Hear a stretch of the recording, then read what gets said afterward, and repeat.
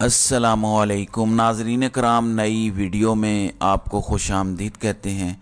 Supreme court of Pakistan से मुताल्लिक मैंने आपको बताया था, जैसा कि फ़ैसला आया था इंतखाबात केस का, और मेरी छठी हिस्स बार बार आपसे गुजारिश करती थी कि जस्टिस अतर मिनल्लाह कुछ करेंगे। अब उन्होंने कर दिया है। मैंने आपको बताया था कि ऐसी कौन सी चीज़ें हैं जो तहरीरी फ़ैसला अदालत में लिखवाया गया था उसमें और जो बाद में फ़ैसला जारी किया गया उसमें फ़र्क थी, और मैंने आपके सामने वो फ़र्क रखा भी था।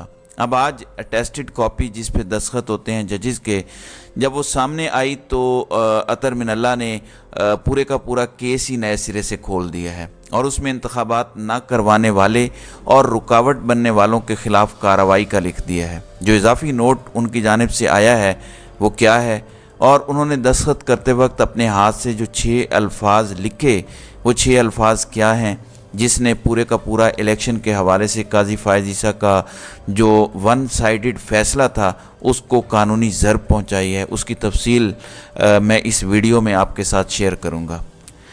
नाज़रीन कराम, हुआ फिर वही है शहबाज शरीफ के साथ भी। शहबाज शरीफ ने काजी फ़ायज़ ईसा से एक रिलीफ़ लिया था उनके लोगों और उनके इत्तेहादियों ने। आज वही रिलीफ़ उनके अपने गले पड़ा है। उसकी तफसील भी मैं इस वीडियो में आपसे डिस्कस कर लेता हूँ। नैब तरामीम फ़ैसले में सुप्रीम कोर्ट ऑफ पाकिस्तान के पास पीडीएम और निगरान हुकूमत गई। निगरान हुकूमत से तो वो दरख्वास्त ही दायर ना हुई कि आप इसको सस्पेंड कर दें। जो 110 की एप्लीकेशन आई फ़रीक बनने के लिए पीडीएम की जानिब से, जिसको फ़ारूक एच नाइक साहब लेकर आए हैं, उस पर अदालत ने हुक्म जारी किया कि चूँकि सारे मुकदमात नैब अदालतों में वापस चले गए थे, इस नैब तरामीम फ़ैसले को मुअत्तल तो ना किया लेकिन फ़ाइनल फ़ैसलों से रोक दिया सुप्रीम कोर्ट ऑफ पाकिस्तान ने कि तमाम मुकदमात के फ़ाइनल फ़ैसले रोक दिए जाएं। सुप्रीम कोर्ट ऑफ पाकिस्तान के इस हुक्म के बाद आज शहबाज शरीफ की बरीयत का फ़ैसला जारी होना था आशियाना हाउसिंग रेफरेंस में। ये केस बड़ा अहम है। इसमें पहले आमदन से ज़ायद असासाजात केस में भी रिलीफ़ मिल चुका है। आमदन से ज़ायद असासाजात केस में जो रिलीफ़ मिला उसमें नैब लिख के लाया था कि उनके ख़िलाफ़ कोई सबूत नहीं मिला। ये ख़ुद नैब की तरफ से अरबों रुपए की मनी लॉन्ड्रिंग का मुकदमा शहबाज शरीफ के ख़िलाफ़ था। फिर एफआईए ये लिख कर लाई कि उनके ख़िलाफ़ 16 अरब रुपए की मनी लॉन्ड्रिंग का मुकदमा भी नहीं बनता, तो वो भी ख़त्म हो गया। फिर रमज़ान शुगर मिल केस वापस हो गया। नैब तरामीम की वजह से चूँकि वो 50 करोड़ से कम था, वो 42 करोड़ का इल्ज़ाम था, वो वापस चला गया। अब ये आशियाना हाउसिंग केस था, इस पर भी नैब ये लिख के लाया कि इनके ख़िलाफ़ कोई सबूत नहीं है। ये अब वाला नैब है, वरना पहले वाला नैब तो ये कहता था कि दुनिया जहान के तमाम सबूत नवाज शरीफ और शहबाज शरीफ के ख़िलाफ़ हैं, लेकिन आज वाला नैब कहता है कि दुनिया जहान के शरीफ तरीन और मासूम तरीन अगर लोग कोई हैं तो वो ये हैं। तो मेरे ख्याल में नैब को इस पर पकड़ना चाहिए कि अगर ये इतने ही मासूम थे तो आपने किस लिए ये मुकदमात किए और करोड़ों रुपए अवाम के टैक्स के ज़ाया किए।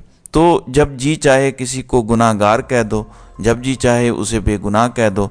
तो हमारे यहाँ 75 सालों से एहतसाब ऐसे ही था। कभी किसी करप्ट माफिया के ख़िलाफ़ जो असल केस होता था सबूतों की रोशनी में, उसको आगे नहीं चलने दिया गया। हमेशा सबूत बैक पर रखे जाते हैं कि ज़रूरत पड़ी तो इस्तेमाल करेंगे, नहीं पड़ी तो केस ही ऐसा कमज़ोर बनाओ कि कल को अगर हमें वापस लेना पड़ा तो ले लेंगे। अब एहतसाब अदालत लाहौर में साबिक़ वज़ीर आज़म शहबाज शरीफ समेत दीगर मुल्ज़िमान के ख़िलाफ़ 660 मिलियन के आशियाना इकबाल रेफरेंस का फ़ैसला मौखर किया गया। जज साहब ने आज फ़ैसला सुनाना था जो मौखर किया गया, और कहा गया कि सुप्रीम कोर्ट का फ़ैसला आया है, सुप्रीम कोर्ट ने हमें रोक दिया है कि नैब के जितने भी केसेस हैं उसमें कोई भी फ़ाइनल फ़ैसला नहीं करना। जज साहब ने आज रिपोर्टर को भी कमरा अदालत में दाखिल नहीं होने दिया। कितनी ही देर ये बहस चलती रही कि क्या जज साहब आज फ़ैसला सुना सकते हैं या नहीं। सुप्रीम कोर्ट का फ़ैसला क्या जज के आगे रुकावट बन गया है या नहीं। अब अदालत ने यह करार दिया है कि हम किसी फोरम से वजाहत ले लें तो बेहतर है। एहतसाब अदालत के जज मलिक अली जुल्करनैन ने केस पर समाअत की।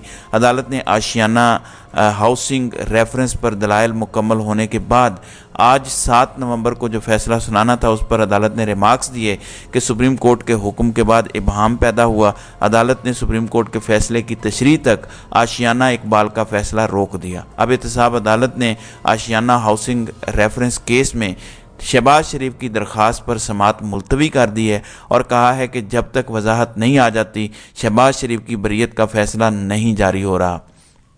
दूसरी जानिब नाज़रीन कराम, सुप्रीम कोर्ट ऑफ पाकिस्तान का 3 नवंबर 2023 का फैसला था इंतखाबात केस में।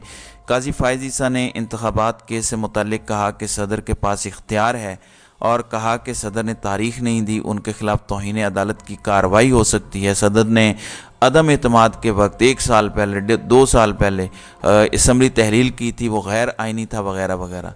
जस्टिस अतर मिनल्ला का पहला मौक़िफ़ ये था कि इंतखाबात मुलतवी करने की ज़िम्मेदार निगरान हुकूमत और पिछली हुकूमतें, और दूसरे नंबर पर इलेक्शन कमीशन, और तीसरे नंबर पर सदर है। इन तीनों को उन्होंने ज़िम्मेदार ठहराया।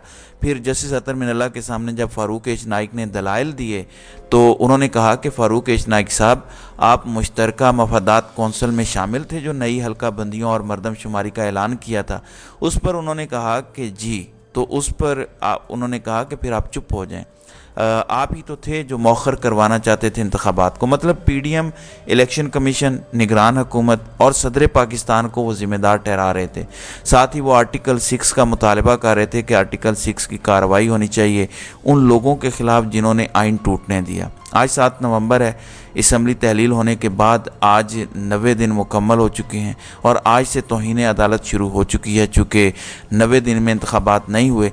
अब उस वक़्त जब फ़ैसला लिखवाया गया, फ़ैसला तहरीर हो रहा था, तो काजी फ़ाइज़ ईसा ने ख़ुद फ़ैसला लिखवाना शुरू कर दिया। फ़ैसला जब लिखवा लिया तो बाद में आपको याद होगा कि 36 घंटे लगे फ़ैसला आने में। फ़ैसला आ ही नहीं रहा था, 2 दिन गुजर गए। फिर फ़ैसला आया जो सुप्रीम कोर्ट की वेबसाइट पर जारी किया गया। उसमें कहीं भी इजाफ़ी या इख्तलाफी नोट का जिक्र नहीं था अतर मिनल्ला का।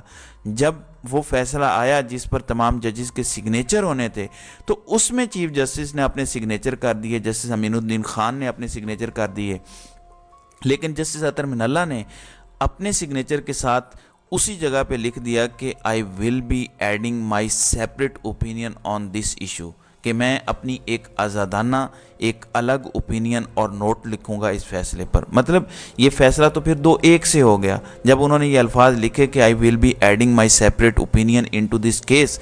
ये टोटल 6 अल्फाज हैं। इन 6 अल्फाज में उन्होंने पूरे का पूरा मुद्दा खोल दिया। अब वो क्या ऐड करवाना चाहते थे? वो पहले दिन से कह रहे थे कि इलेक्शन कमीशन का ये कहना कि हम सदर के साथ मुशावरत के पाबंद नहीं हैं, ये गैर आइनी है। इलेक्शन कमीशन ने नया आइन तहरीर करने की कोशिश की। इलेक्शन कमीशन इंतखाबात में ताख़ीर का बायस बने। फिर सुप्रीम कोर्ट ऑफ पाकिस्तान में सदर पाकिस्तान, पीडीएम हुकूमत और निगरान हुकूमत के हवाले से उनके रिमार्क्स वाज़े हैं कि वो ये चाहते हैं कि जो इलेक्शन की ताख़ीर के ज़िम्मेदार हैं उनके ख़िलाफ़ कार्रवाई की जाए और उनको किसी सूरत छूट ना दी जाए। अब इसका मतलब ये हुआ कि पहला फ़ैसला तो वो था जो अदालत में टाइप करवाया गया और जारी किया गया, उसमें फ़र्क आ गया, वाज़े फ़र्क है, उसमें कोई दूसरी राय नहीं है। दूसरी अहम चीज़ ये थी कि हमारी मौजूद सुप्रीम कोर्ट ने जो वेबसाइट पर फ़ैसला जारी किया उसमें कहीं ये अल्फाज नहीं थे कि वो अपना सेपरेट नोट देंगे जस्टिस अतर मिनल्ला, कहीं ये अल्फाज नहीं थे। अब जब ये मुसद्दका कॉपी सामने आई है ऑर्डर की, जो मैं आपके सामने पढ़कर सुना रहा हूँ, ये मुसद्दका कॉपी है जिसमें यह कहा गया है कि I will be adding my separate opinion, ये जस्टिस अतर मिनल्ला ने कहा है।